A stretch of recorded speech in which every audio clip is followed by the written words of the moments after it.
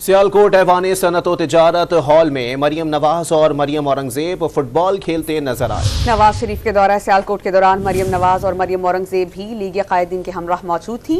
ऐवान सनत तिजारत में पहुंचने पर मरियम नवाज और मरियम औरंगजेब फुटबॉल खेलते हुए नजर आई। इस मौके पर ऐवान सनत व तिजारत हॉल में सनतकार भी मौजूद थे।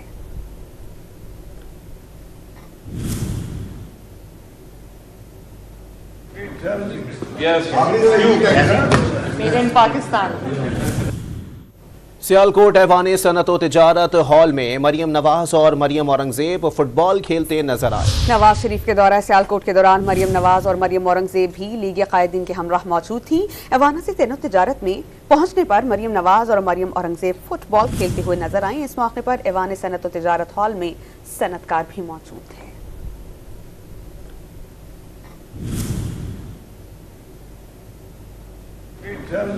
Yes.